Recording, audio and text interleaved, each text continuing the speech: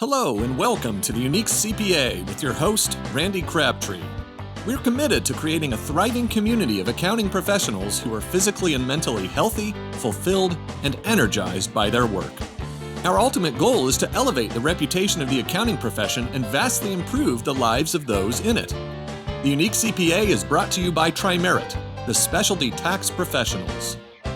Welcome to On the Air with Accounting Today. I'm Dan Hood, Editor-in-Chief, and welcome to the Unique CPA Podcast and to the AccounTrends Podcast. Now, if you're wondering if you somehow dialed into the wrong podcast, you definitely haven't, because in fact, you are listening to what might be the greatest podcast of all time.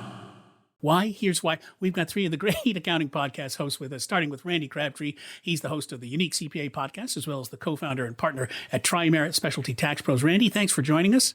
Well, thanks for having me. This is going to be a lot of fun. It is, and not least because we've got David Bergstein, a bon vivant, a pickleball guru, a CPA, a longtime thought leader, both the accounting and the technology worlds, and co-host of the AccounTrends Podcast. David, Mr. Bergstein, thank you again for joining us. And thank you for having me. It's a pleasure to be here with these three other individuals. You're included. All right. Well, let's introduce the last but only alphabetically host we've got with us, and here really to keep an eye on Mr. Bergstein, make sure he doesn't get out of line, is his AccounTrends co-host, Jasen Stein, who during the daylight hours is the tax and education leader at Intuit Accountants. Jasen, thanks for joining us. Honored to be here, Dan, and I'm not sure who keeps who in line when it comes to me and David. Either way, if you could just both restrain yourselves, that's all we're asking. No, seriously, what happened is we recently realized that between the four of us, we've probably interviewed just about everybody that there is to interview in the accounting world, as well as maybe a couple of extra people who, in retrospect, maybe weren't the best choices, and we apologize for those, but let's not name names. Let's instead focus on the fact that it did occur to us that it would be interesting to share some of the best, most interesting things that we'd learned from all those combined hours of talking to all those experts and all those thought leaders and all those people who play such a major role in the field. So that, I mean, basically, that's what we're going to be talking about today is what's the most interesting, the most valuable, the most unexpected thing that you learned from a guest on your podcast? And Mr. Bergstein, I'm going to let you go first on this. What's the, as for all your hours of podcast hosting, what thing stands out for you where you're like, wow? What's wowed me the most is that accounting is not going away.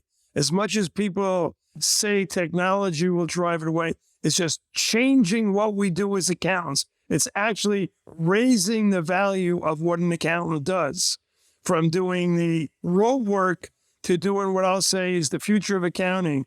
It's really FP&A, financial planning, advisory services. It's taking all that information that can be automated and helping the client make decisions. So I think the biggest thing I've learned from everybody, no matter what they say, they all seem to say the same thing.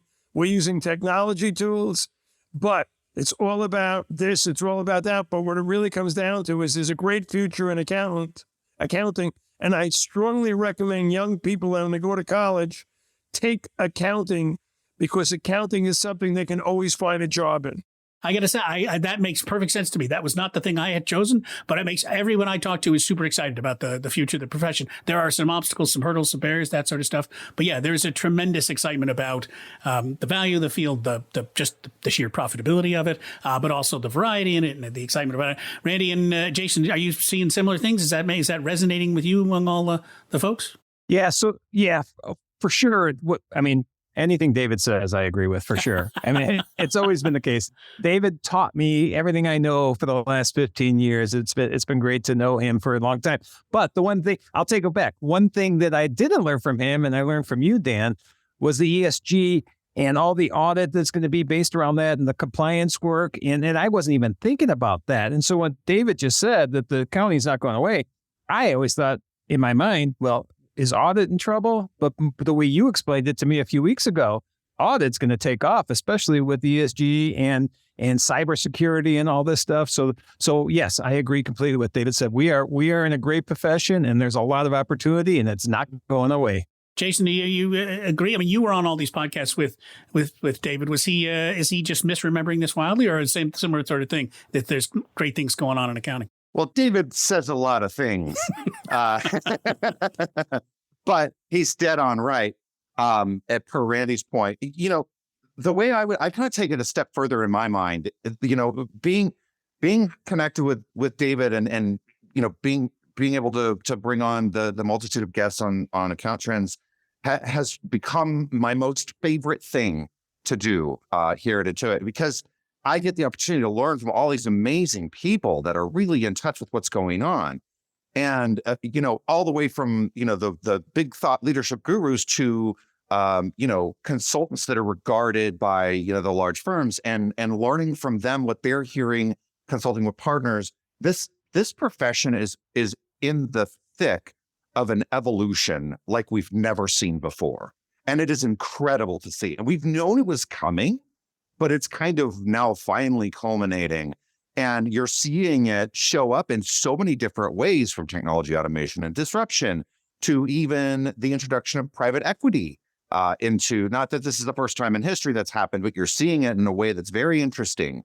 And I think there's another podcaster that talks about the end of the partnership model. That'll be interesting to see, what's going to happen there. And then I love David's point too about the young people. We have a bad rap in this profession that it is a bunch of guys with green visors and a calculator that has the tape on it. And all we do is just number crunch all day long. And that's just simply not true anymore. In fact, that part of the work we're trying to push and automate so that we can really evolve into helping clients achieve their dreams. And that's truly what's happening. The more progressive CPA firms are changing their model and their role. I know Randy wants to talk about culture. It's not about working 170 hours a week. It's about changing that. And I see CPA firms starting to level off the salary, raise the bar, so people seem excited about going into accounting and knowing that it's going to be different. Randy. Yeah. So based on what David just said, there's two things. One, the salaries are going up while the hours are going down, which is, I think, going to be extremely important, because burnout has been such an issue with our profession overall. And people are learning what Jasen just said with technology, implementing that. They're becoming more efficient. You can use technology to become more efficient and free up more hours and work more hours at a higher rate, or you can use the technology to reduce your hours, make as much or more money. And I think that's going to be an important decision that people have to make as we go forward. So yeah, I agree with that. And it is an exciting time for sure. Yep. There's no question. Yeah, as I said, I hear that sort of everybody you talk to. There's really an enthusiasm for what's going on and a feeling that things are going to be great. Things are already great. They're only going to get better as people do. I mean, she's talking about raising salaries and lowering hours and making it a more worker-friendly and employee-friendly sort of environment. All those sort of things. Once we get on top of those, it's really a spectacular time, both to be an accountant and to be running an accounting firm. I'm gonna throw in mine because we're all podcast hosts here. We're just nothing but us chickens here. So I get to throw in my thought which is a much more narrowly focused idea, because it really came out of not out of nowhere, but to me it came out of nowhere, which is a long time ago. The Maryland Association of CPAs under Tom Hood was working with a futurist named Dan Burris, who has an idea about the anticipatory organization. And his whole approach is that basically you can predict the future, right? Yeah, sure, there's things you can't predict about the future, but there's a lot of things that you really can. That he calls those hard trends, and they're things that when you look ahead, there's things are going to happen, and it's silly things like, the sun is going to rise every morning, and that's the start of it. Then you go from there, and you're like, okay, great, the year will cycle. There will be winter, there will be a holiday sales season, there will be a summertime, there will be a tax deadline. These things are going to happen. For instance, that all the baby boomers are going to get older and eventually, well, let's say just eventually retire. They'll do other things eventually later on, but let's just say retire. Play pickleball. There you go. But all these things, demographic trends that are happening. There'll be a presidential election, we hope, every 4 years. That there'll be a midterm election every 2 years after that. We know these things are going to happen. And there's all kinds of things on the calendar and things in demographics and things in just the nature of people and the nature of the year and the physical planet we're on that are going to happen. And then when you start to think of things that way, you also start to realize there's all kinds of other things that are going to happen. Things like, there's going to be a class of people graduating from college every year. All these sorts of things that go into creating this framework of things about which you can make predictions and then build business decisions around those predictions to a degree that I hadn't really thought was possible at all. And when he walks you through it, it's amazing. He working with the Maryland Association, and this is a shameless plug, I don't mind doing it. I hope they're still doing this program, but they created something called the Anticipatory Anticipatory CPA firm, which was a whole program where you could train your firm to learn how to build these trends. And there are firms that have based their whole business plan on it, or big parts of their business plan on it. And it's just a neat idea that I had never really considered. It was like, wow, you can actually, to a certain degree and in certain areas, predict the future. I thought that was really cool. And it's like I said, it ties into all the other things, because we know there are firms that have used that to create a whole exciting new service areas, to integrate technology better into their practices, to build a lot of the excitement that all four of us have seen from our guests, and I think are sort of feel ourselves. So that's sort of my one where I was like, wow, that came out of nowhere, and I had no idea what it was, and it just sort of blew my mind. Like I said, it's a smaller idea. I want to, are there other things that you loved that a guest said that you're like, wow, that's amazing? Anybody want to jump in? Well, and Dan, if you don't mind, just talking to your point for a second there, I think there's a lot more power to that than you are giving it credit, really. Because I say all the time, we've been talking about advisory services for 20 years. I remember being on the road with Joe Woodard 20 years ago, talking about value pricing to people, and everybody going, that's so awesome. And then here we are 20 years later, and people still had not gotten it done. And so that's kind of one of those softer trends. Now, it's taking hold a little more strongly, but there's still a lot of ambiguity about it. There's still a lot of people saying, I don't know where I'm supposed to start with this. And then you think about the big firms, man, they're having to spin off a whole different firm to be able to do it, because the structure of the business just isn't conducive. It doesn't lend itself to those types of services based on the way we've been working traditionally for the last, century or more. Right. And so then there's the hard trends of like a tax trend's never going away, but there is no doubt in anyone's mind that automation is speeding up that process. Will we ever fully automate, tax compliance or bookkeeping? Probably not. Our teams at Intuit, we're shooting for like 70, 80%, kind of that range of, we can get a good majority of automation done, but it'll never fully do it all. But that trend is a hard trend. Nobody can refute it. Right. Things will get more automated. Yeah, absolutely. And that's a great example of the kind of trends that he's talking about, right? Things you just know are going to happen, even if we can't predict.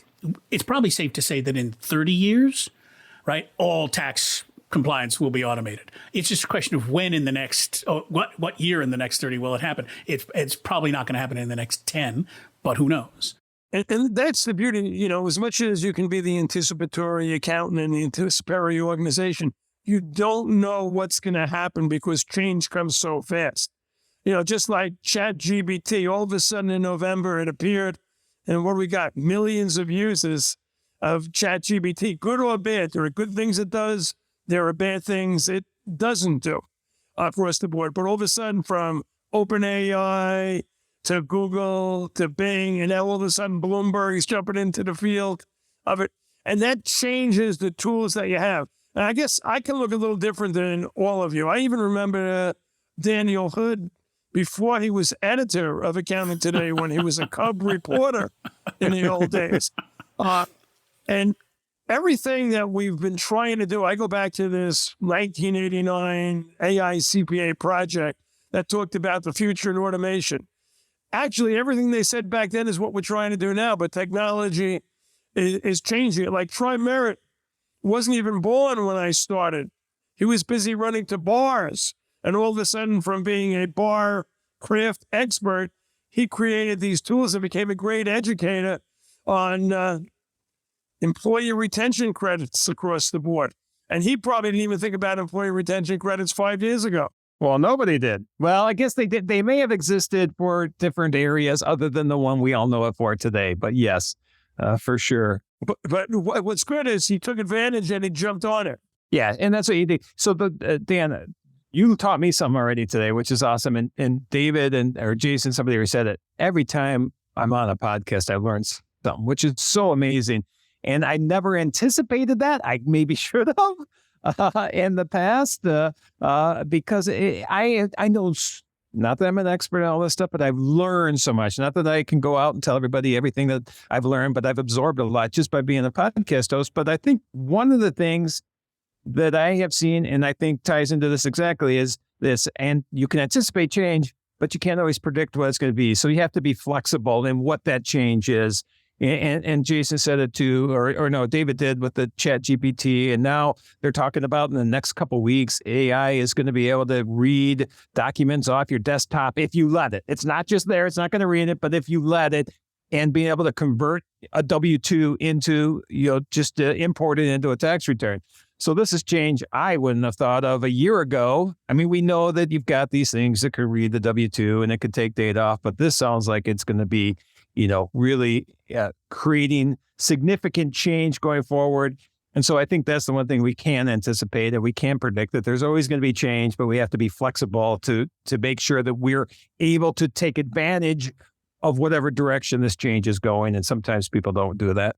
Two quick things, and then I want to call in on Jasen real quick on this. One, I think, Jasen, to your point, I think one of the things that is a hard trend is that you can assume that any new idea that comes into the accounting profession, you can predict that it will take between 5 and 10 years to get adopted. Can't say how much of it's 5. Sometimes it's 15, but we won't get into that. But you can predict that it will take a while for it to get adopted. On the other hand, the pandemic is a great example of the kind of thing you can't predict, right? It's the kind of black swan kind of thing.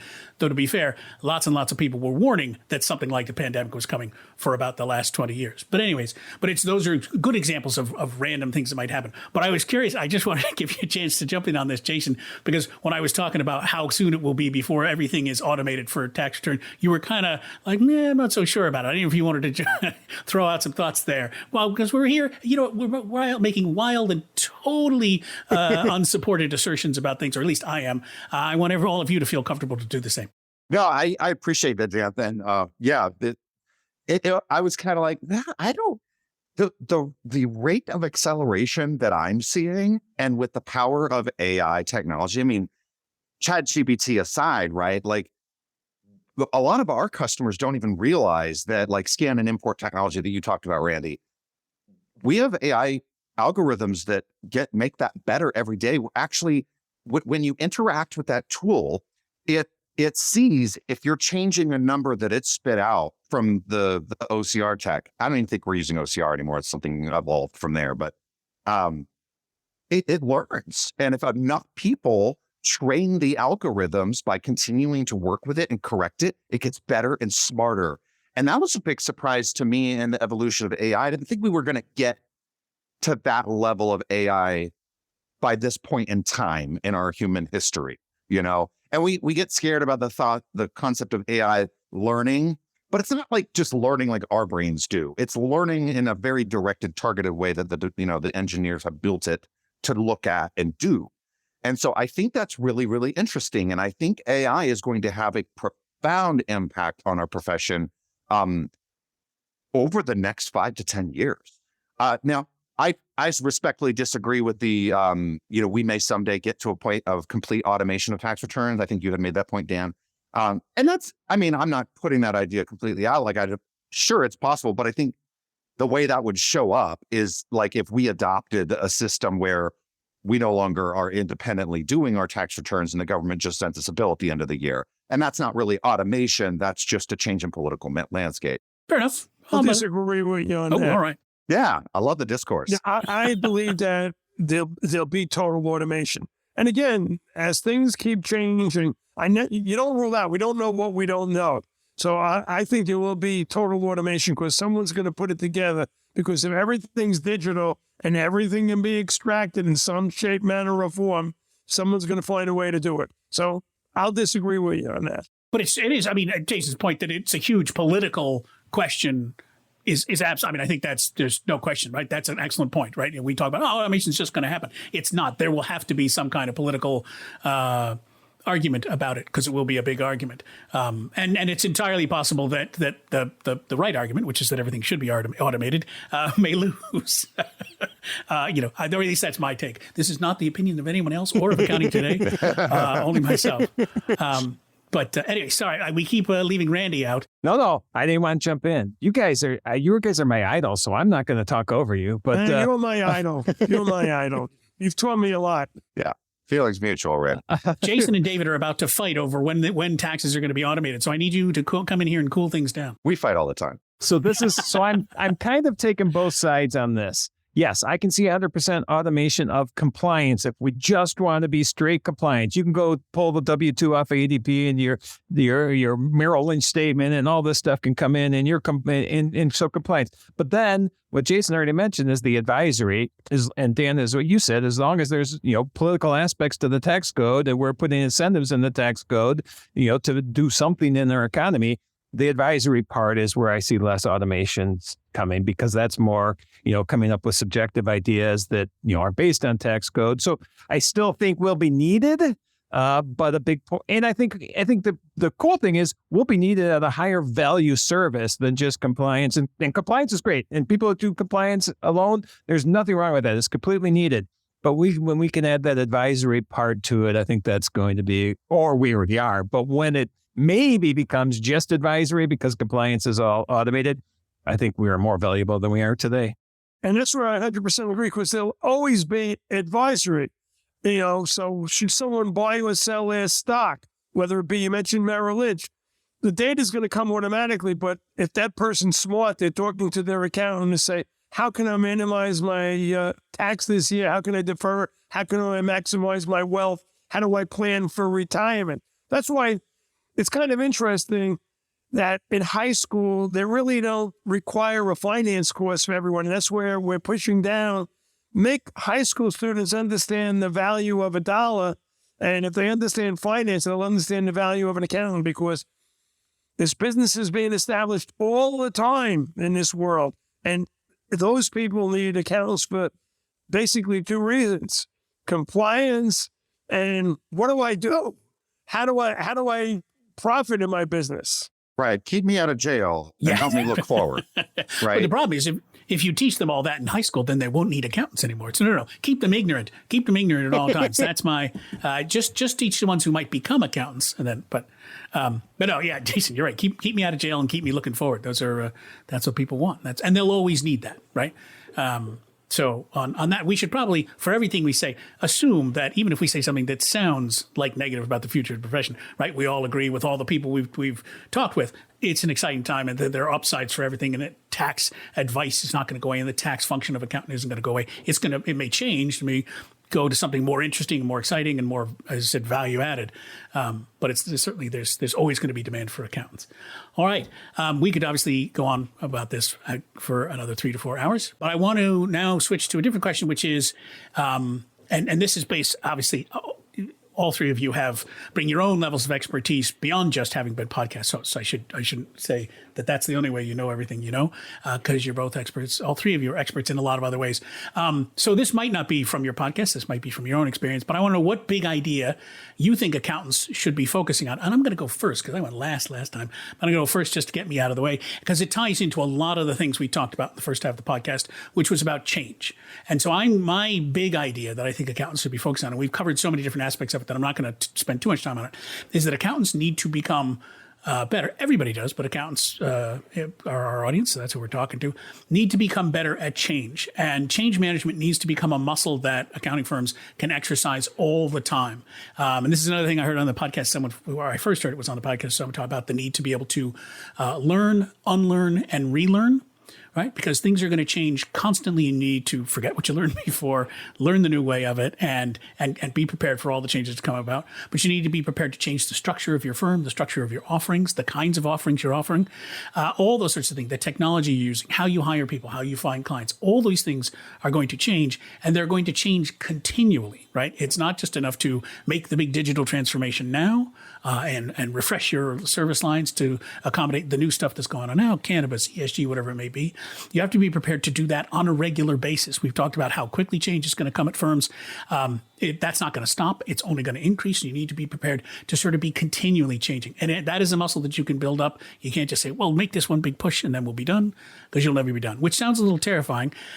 Except that accountants are really pretty good at change when they allow themselves to be. You think about it, every year, there's changes to the tax code, huge changes to the tax code. Every year, not even every year, all the time, there are changes to accounting standards, to auditing standards, all these sorts of things. And accountants are experts at digesting those new things, applying them to their clients, mastering those new rules on a regular basis, even on a, let's face it, a ridiculously short timeline for most of them. So they're really good at that.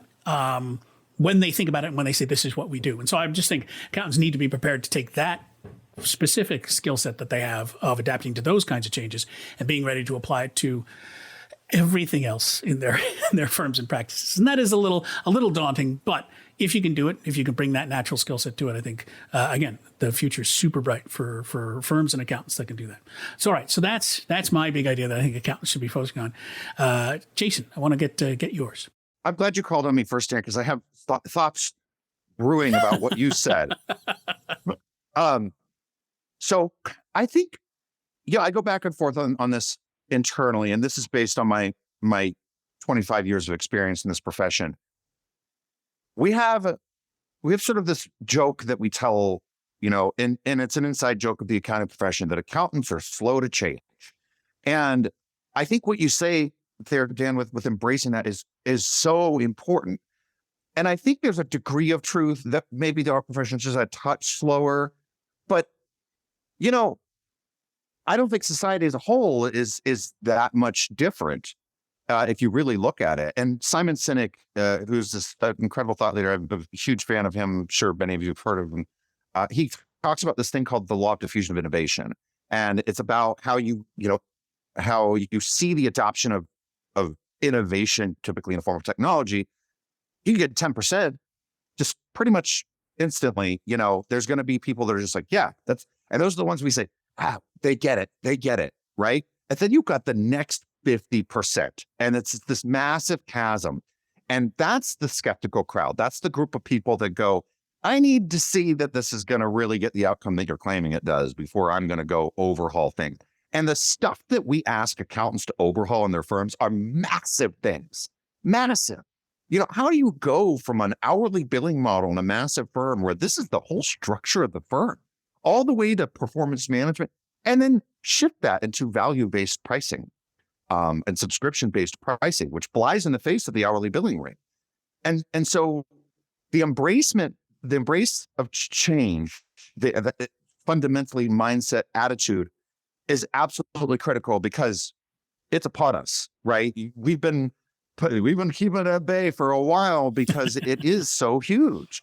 But we're gonna have to build the skill sets to do that differently. And I think the skill sets part is probably the hardest for people. There's a set of skills that we've been using in these traditional models for so long, and these are the types of dispositions of people that become CPAs. Typically, I'm speaking in generals, of course. I'm not trying to stereotype. And so how we build those skill sets, I think pros need, tax and accounting pros need to think about build, buy, or partner. That's what we always do we build, buy, or partner? Do I build these skill sets myself? Do I buy talent or something that helps me have those skills? Or do I partner to get those skills? And that's going to be looking outside of the traditional CPA or PEA that we've kind of built firms around, and really thinking differently about the skill sets that we need in our firms. Well, and part of it is because the change management skill sets, at least, or that part of change, used to be, you had time. You could just sort of gradually adopt it without even really noticing it, without structurally saying, okay, this is a change we are implementing. Here's the timeline. Here's how we're going to do it. You used to have a decade to be able to say, yeah, we're going to adopt this over a long period of time. Document management systems in accounting always strike me as a good example. It took a long time for those to get implemented. It was kind of painful. It was kind of disruptive. It was kind of annoying. But they just sort of did it over a slow period of time because you could. But now the pace of change is such that you can't just sort of adopt things by osmosis. You really have to, as you say, you have to consciously go out and say, like you said, build, buy, partner is a great way to talk about it. But one way or another, you have to go out and get those skills. You can't just wait till they sort of develop slowly and appear over the course of natural business, as it will. Because if you wait for that, you'll be left behind. And if I can just add one more thing, I think that was a really cool point too, because you talked about like the pandemic and the market forces and predicting that. And so what's interesting, like e-file is another one that comes to mind for me as like a change that just took us forever. And it was like, but finally got to a point where the IRS forced it. They're like, no, we're doing this. You're getting on board or you're getting fined. And then all of a sudden we saw that tidal wave shift. And the same thing happened with the pandemic. These forces that were at play were slow play, but now we have this market force that's just washed over it, and we don't have the luxury of saying, well, we'll deal with that over the next 10 years. It's now. We got to do it now. So wait, I wasn't sure because we were talking so much about change, and there's so many different aspects to change. Was there another big idea you wanted to talk about as well, or?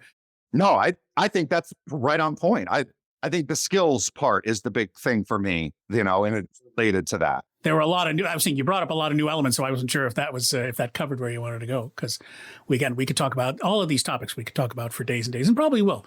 In fact, just the next 75 episodes of all of our podcasts will be just uncovering the rest of all the things we've talked about today. Randy, you get to go next for your big idea.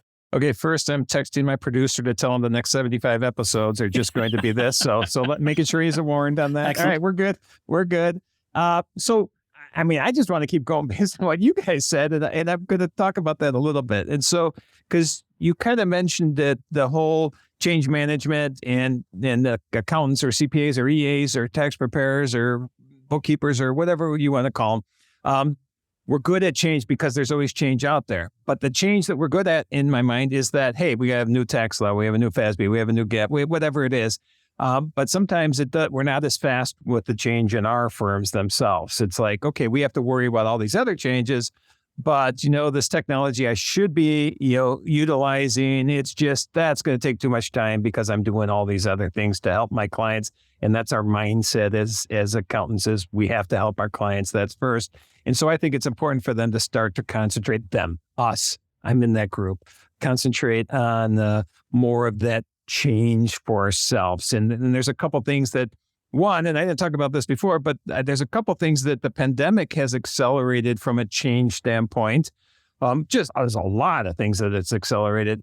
But one is just the whole corporate culture, I think, has become way more important. I think because the pandemic, because we're working remote, but because also we're just not finding the people and retaining the people and attracting the people that we have in the past. So this is kind of a twofold answer to a question you didn't ask, but I'm going to answer it anyways.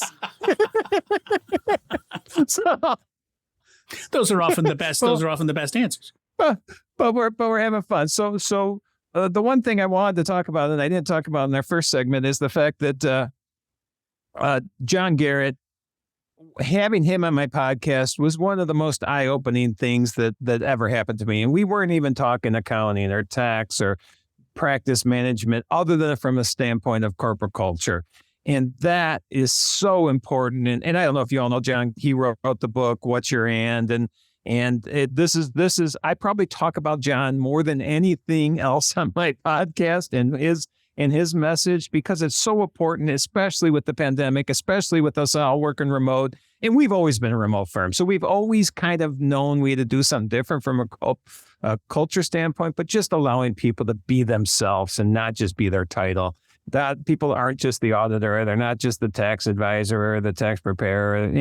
And so they're the pickleball player, they're the hiker, they're the mountain biker, they're the whatever. And I think that is important, not only, it always has been. I think it's gotten a lot more important with the way we're more 2D versions of ourselves, looking like we are today, rather than 3D versions of ourselves. So that's important. And then if I can do the second part, and that I think is very important for firms and individuals to know going forward, is you don't have to know everything. And I think Jasen alluded to this with the buy, sell, or buy, outsource, or whatever what was the 3 words? Build, buy, or partner. There you go. With that is, you don't have to be an expert at everything, because you can always build relationships with someone who is, but building your knowledge base in a niche, whatever, and Dan, you had mentioned this before, but whether that niche is industry specific, whether it's a service offering, whatever it is, I think that is just so important, especially as there's more competition, as there's more private equity coming in that allow these bigger firms to have more specialized areas.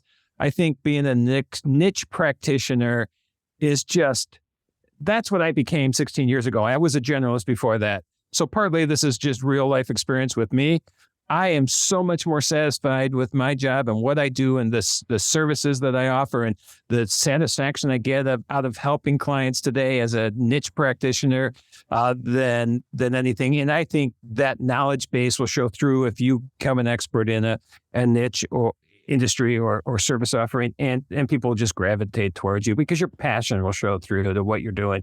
And so to me, if we're talking about what we need to do, what accountants should be focusing on is, hey, focus on whatever you're most passionate about in your business, industry, or service, and try to build the practice off of that. This could have fit with the first question, which is, what do you hear? I hear a lot of people talking about the need for niching and for, finding a specialty, finding a specific area that you're working on, and that's important. And then the aspect of the passion. I'm glad you brought up. I didn't give you a chance to talk about John in the first question, and I'm sorry I didn't, because I'm glad you brought him up. No, that's all right. Because he's got a fascinating story. Big four accountant, becomes stand-up comic, discovers, creates this brilliant idea of what you're in, and that really is an important idea. And I hear people referring to that idea all the time without necessarily knowing that it came from him, even or where its origin is. It's a great idea, and definitely one worth paying attention to. And you can look him up online, find him out there. He actually used to have a podcast of his own. I don't know if it's still going on. The Green Apple Podcast. He's changed the name. Well, it's now called What's Your And? Oh, yeah. Well, that makes perfect sense. But he had the Green Apple Podcast was on for a long, long time. I didn't realize he'd switched the name. So we should probably, at the end, we'll have a recommendation for other podcasts other than ours that once you finish listening to all ours, you should go listen to. But his is always fascinating stuff. All right, excellent. I think, now wait, Jasen, we've gotten your big idea. Randy, we've gotten your big idea. And again, I'm glad you brought up the John, because he's great. So I think that brings us to Mr. Bergstein. You get to wrap us up. What's the big idea I think accountants should be paying attention to? It's all your ideas, since you're all so original with it. But going back to what you started with, Dan, I think I heard somewhere a long time ago at an Engage conference from this gentleman named Barry Melanson, who was trying to get CPAs in the fold. He sort of said similar to what you said, and I agree with it. It's all about change, continuous learning, unchanging, and learning new things, because this is really a great profession. You talk about niching. After you go by the top 500 firms, and I'm holding this up with, this is what I started with. We don't use this tool anymore. It's a relic. When you get by the top 500... For our audience, it's a pencil. When you get by the top 500 firms, it's 44 to 46,000 CPA firms, less than 20, and probably averaging 5 to 10. And that's what makes accounting and accounting today or accounting tomorrow such a great field, because you don't have to be an accountant to go into accountancy. You can be an entrepreneur that sees a niche for a service. What's the service you're providing? You're helping businesses be more liquid, solvent, profitable, efficient, helping them determine risk. So you can start as an accounting practice without being an accountant, being an entrepreneur, seeing it as an opportunity to make money. And you can hire people. They don't have to be CPAs, but CPA is really the top of the profession. It's got the most prestige. And I bet most people don't know the difference between the CPA certificate and any other certificate out there. And that's what makes it kind of difficult. And that's why I can solve the pipeline problem when we think about it. The CPA certificate is different than any other certificate because it's a license. It's a license by a state board of accountancy. And that's what makes it a little bit more difficult. But I think the AICPA or whatever other accrediting body should have a CGMA before a CPA. That might encourage more people, and it might compete with other certificates, because that's a certificate. That's not a license when you think about it. I think this profession is ripe for growing to anybody who sees the opportunity. And as all of you said, it's all about change. But think about it. We're talking about niching, changes, and coping. But what is it, the service that a CPA sells or an accountant sells? It sells helping their clients and solving problems. So think about that. How do you help your clients solve problems? By understanding what their needs are and understanding what their setup is. And that's why it's not just about accounting. It's about cryptocurrency, cybersecurity, efficiency, whether they're green, whether they're keeping up with the environment or whatever. This whole ball of wax changes what it's all about. And smaller CPA firms, smaller accounting firms can change the modem boat quickly. It's the large firms that have too much going on to be able to change as quickly. So I think that everybody's right on point with what they're saying. Buy, build, partner. It's coping with the fact that we're in today's world. Everything's changing as quick as we don't even know. Randy. So David came up with a great idea there, and I don't know if anybody even heard it in there, but he said, accounting today, accounting tomorrow. Dan, I'm going to give you the first shot at this. Do you want to start the new company, Accounting Tomorrow? We're going to have accounting in 3 weeks. That's our... Right. I won't take that. I'm going to give it to you. I appreciate it. We've already, I'm sure our corporate legal affairs department has already trademarked that. We'll be suing you, Mr. Bergstein, for bringing it up. Well, you already have accounting tomorrow. We did have accounting tomorrow, but we couldn't keep up with tomorrow. Tomorrow came too quickly. So now it's all just accounting today. Because really, accounting today was always accounting last week. And then accounting tomorrow was pretty much accounting today. So now everything's accounting today. And that's where we're at. Dave. I like accounting today much better than I did a couple of months ago.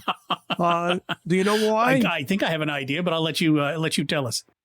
Because it's easy to stack now the new accounting today because it's not a newspaper form. It's in magazine. He keeps sorry, folks. He keeps holding up physical props that you can't see. He was holding up a magazine-sized copy of Accounting Today. We switched from tabloid size to magazine size. I feel like I have to footnote you throughout this entire discussion. Well, that's why he does the same thing on AccounTrends all the time. I'm like, David, I know you love your props, but we got to tell people what you're holding up. He's like, to be honest, he's like the Carrot Top of accounting podcasts, right? He's a prop. Yes. He's a prop comic. But no, I appreciate that. It does now fit in your mailbox, which we're proud of, and I think a lot of our audience is grateful for. At least I haven't gotten any angry comments about getting a tabloid-sized magazine in their mailbox. So, yes, I appreciate that. Any other final thoughts before we sign off? Randy first, and then Jasen. Well, this is anytime I'm with the three of you individually or together, I just learned so much, and it was great to be part of this, and you're all looking out for the profession and seeing where the profession needs to go and helping direct or at least educate on topics that are important. So I appreciate being here. And again, I had a lot of fun today. Awesome. Thank you, Randy. Jasen, you get the last word. Well, is this the last word for the episode or just the last word to this topic? I think the last word for all of accounting. We're to declare the whole profession wrapped up and done. But yeah, just certainly for this episode. Yeah. So I think it was me that you guys were referring to earlier. I learn constantly. I've learned more in the last year of doing these podcasts than I have in my entire 25 years in this profession. And it is absolutely eye-opening to see what's going on out there, to see the passion that I'm feeling from a lot of people. I talk to new to the world pros is what we call them, where they're just starting their firms. I'm doing a mentoring group right now, the special program for a group of those folks. And they are excited. Once I share with them what's happening and how we're thinking about the way that the profession is going to look going forward, they get really excited. And we've got to do more of that. We've got to showcase the impact that we have on people's lives, because we are a profession that is the best positioned to help people achieve their dreams and goals. And we're doing it. There are a lot of firms that are doing it today. Learn from those firms. Look at what they're doing and learn from them. And then, have the courage to take the leap yourself, because it's possible. All right. Listen, I'm glad you brought it up. It really is a privilege to be able to interview all the people we interview. It's great because they bring all these insights. It's great to have the three of you on to share your insights. And so I'm going to make a gross and blatant plug and say one thing you should all be doing is listening to as many podcasts as you can. There are a lot of them that are great. Obviously, Jasen and David's AccounTrends Podcast and Randy's The Unique CPA, but there are lots of others we could mention. Ed Kless has a great podcast, and Ed and Ron Baker have a great radio show. And there's the Cloud Accounting Podcast, and Amy Vetter has a podcast, and there's millions of great podcasts out there. There's a lot of voices out there sharing a lot of great thoughts and great ideas about the profession. And obviously our three podcasts are the best, but But really, there's a lot out there and a lot to learn, and we're lucky to be able to be in the midst of it. Gentlemen, I want to thank you all for this opportunity. And again, we'll be talking for the next 75 to 80 episodes to unpack the rest of it. But for now, thank you all. Thank you. Thank you. Thank you, Dan. And thank you all for listening. Thanks for joining the Unique CPA as we re-aired Randy Crabtree's appearance on the April 10th edition of On the Air with Accounting Today with host Dan Hood. Our thanks to him and guests David Bergstein and Jasen Stein. Be sure to subscribe on your favorite podcasting platform and leave a 5-star rating. Join us next time as Randy talks to Donnie Shimamoto of Intraprise Technologies on the Unique CPA.